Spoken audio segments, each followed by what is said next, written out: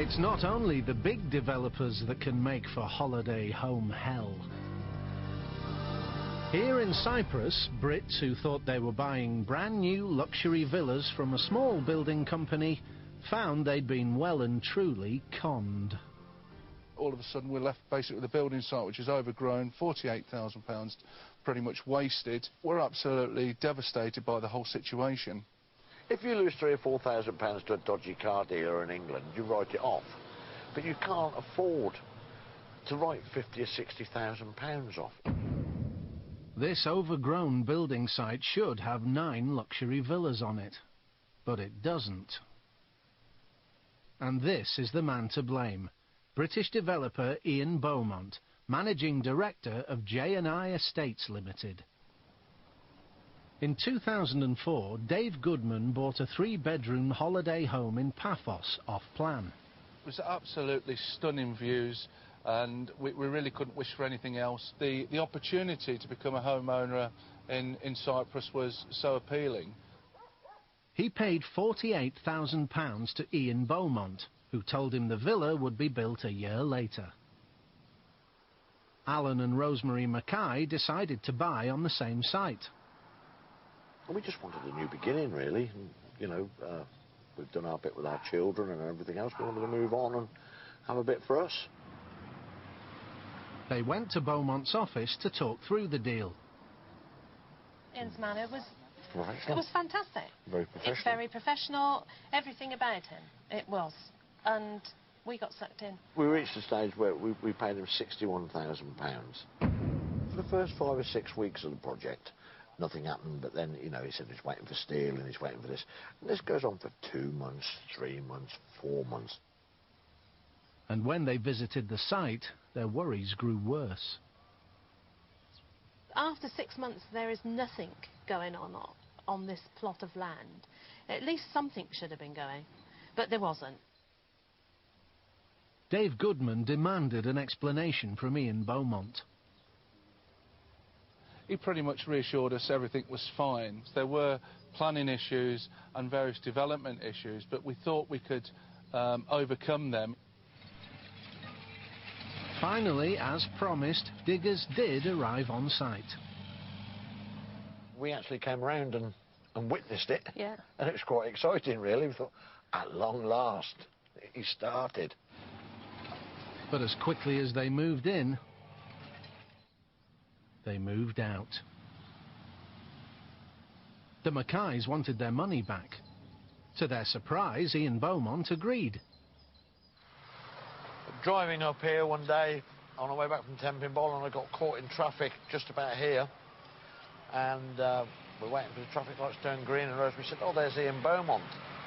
And he ran over to the car, knocked on the window, and we rolled down the window, and he went, "Hi guys, I have your cheque."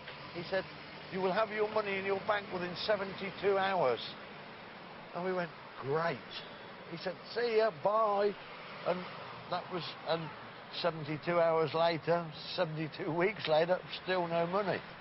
Alan and Rosemary would soon discover that they weren't alone.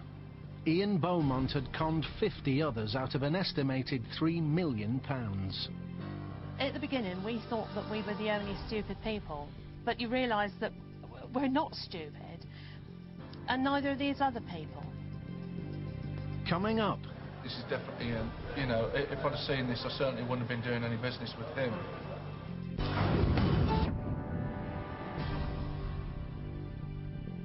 This building site near Paphos in Cyprus is owned by developer Ian Beaumont of J&I Estates.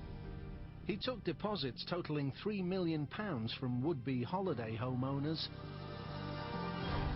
but then failed to build anything. Alan Mackay was one of those buyers left in the lurch. In my heart, after 12 months, I realised the money had gone, and the chances of getting it back were very, very, very little. But it's not in my nature to give up. I just can't do it.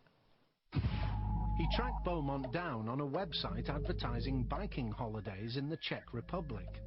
We knew that he spent a lot of time in Czechoslovakia, and we knew that he eventually he would do a runner. It was just a question of when, really. But Beaumont made a surprise move. He invited all the unhappy customers to a meeting at the Arden Hotel in Birmingham. More than 50 people turned up to find out where the £3 million they'd paid him had gone. I am here. It was a speculation, but I wasn't concerned. I was going to do a run, or I'm not going to do a run, and I am here. What is your cash position? Our cash position is not good at the moment. The cash resources at the moment stand at about 180,000 Cyprus pounds, so just over 200,000. We just couldn't believe that there was very little money left after so much money had been paid in. I am not a crook. I don't want to run away with your money. Okay, I am here for the duration and I want to sort it out. But that, like everything else he promised, was a lie.